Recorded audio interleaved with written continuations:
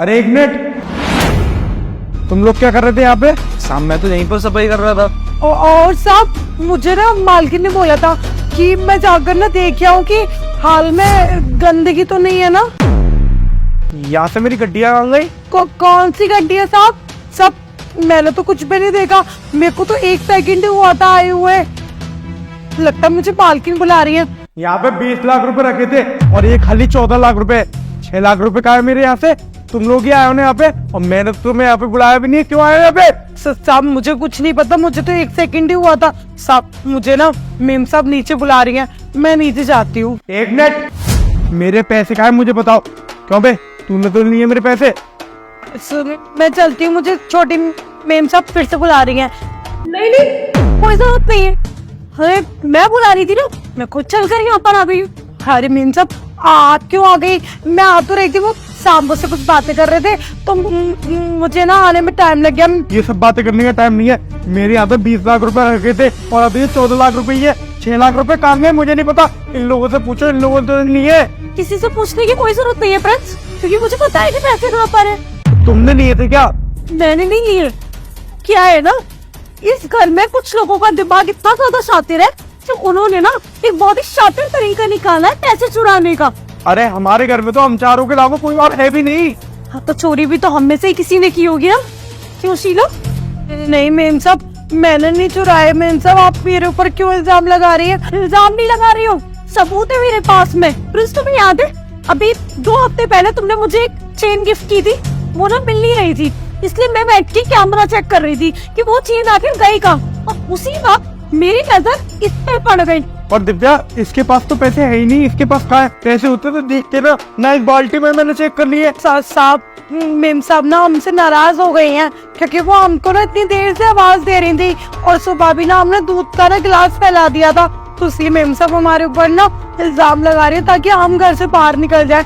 Ma'am साहब हम ऐसे ही घर से बाहर चले जाते हैं, अब हमारे ऊपर इल्जाम मत लगाओ। बस करो अपना ये ड्रामा। अगर मुझे तुम्हें घर से निकालना होगा तो मुझे उसके लिए बहाने ढूंढने की जरूरत नहीं है, उतनी पावर है मेरे पास। और दान देनी पड़ेगी तुम्हारी हिम्मत की। जब मैंने बता दिया है कि मैंने कैमरा में सब कुछ देखा, उसके बाद भी तुम झूठ बोलने जा रही हो। चुपचाप से पैसे निकाल के दोगी या फिर नहीं? अरे नहीं मैम साहब, उसके पास कुछ भी नहीं है। मैं यहीं पर काम कर रहा था, उसने कुछ भी नहीं किया। आप लोगों को ना गलतफहमी हो रही है और हम ना चलते हैं। चलो 1 मिनट, दिव्या देखो मुझे सिर्फ इतना बताओ कि मेरे पैसे है कहाँ पे? पैसे डबल साइडेड टेप लगा के पैसे इसने अपनी सलवार पे छुपा रखे हैं। तलवार पे? देख सुन, मेरे पैसे जहाँ पे भी ना अभी अभी निकाल दे, वरना पुलिस को बुला के इतने डंडे पड़वाऊंगा कि पैसे के साथ ना खून भी निकलेगा। नहीं साहब, हाँ आप पुलिस को मत बुलाओ, मैं देती हूँ पैसे आपके साहब।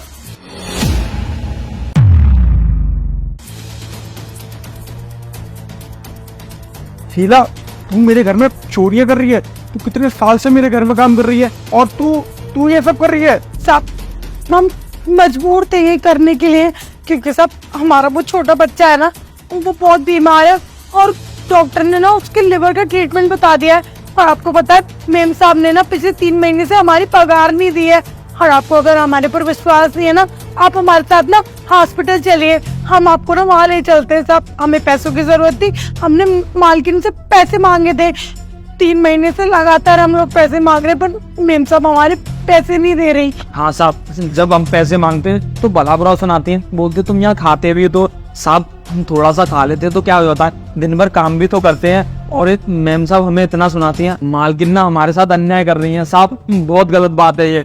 और साहब जब आपने हमको यहाँ पर काम दिया था तो आपने खुद ही बोला था कि खाने को मिलेगा और रहने को भी मिलेगा, पर साहब हमारे बच्चे का क्या? पिछले कुछ दिनों से ना उसकी तबीयत बहुत ज्यादा खराब है। साहब हम कहाँ जाए? तो मजबूरी में ना हमें आपके घर में ना चोरी करनी पड़ी। दिल गवाही नहीं दे रहा था ये काम करने का, लेकिन साहब मजबूरी बहुत बड़ी चीज होती है, वो इंसान से ना कुछ भी करा देती है। दिव्या तुम्हारा दिमाग खराब है क्या? मैंने इनसे बोला था कि यहीं पे रहेंगे, इनका रहना और खाना फ्री है। एक बात बताओ, ये 10,000 रुपए में अपना घर छोड़ के आते हैं, पूरे दिन रात हमारे घर पे सफाई करते रहते हैं और उसमें भी उनके अगर रहने और खाने के पैसे भी मैं ही दिलवाऊंगा तो इन बेचारों को बचेंगे क्या? फ्री में काम करेंगे यहाँ पे? तो प्रिंस, मैं फ्री में काम करने के लिए थोड़ी ना कह रही थी, मैंने बस कुछ टाइम के लिए तनख्वाह होगी थी। वो क्या है ना, शादी का घर है और शादी सर पे थी, इसलिए मैंने सोचा कि हम ना इनको बाद में इनकी तनख्वाह दे देंगे और कुछ भी नहीं, पर मैं दे देती सारे पैसे इन्हें। अरे मैं तुझे तो सारे पैसे दे रहा था टाइम टाइम, तुझे देने में क्या प्रॉब्लम थी? साहब आप मत कुछ कहिए मैम साहब से।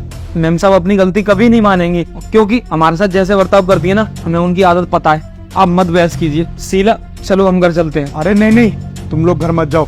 शीला तुम मेरे साथ हॉस्पिटल चलो और जितने पैसे लगेंगे तुम्हारे बच्चे के इलाज में मैं दूंगा, और तुम्हारी 3 महीने की पगार और तुम्हारी 3 महीने की पगार अभी देता हूँ मैं। तुम नीचे का काम निपटा के आओ और मैं तुम्हारी पगार देता हूँ। और शीला सुनो, तुम ना अपने बच्चों को अब गाँव में मत छोड़ो, उसको यहीं लेके आओ, ऊपर वाले फ्लोर पे रहो तुम दोनों जने। साहब बहुत बहुत धन्यवाद आपका, आप सच में बहुत महान है।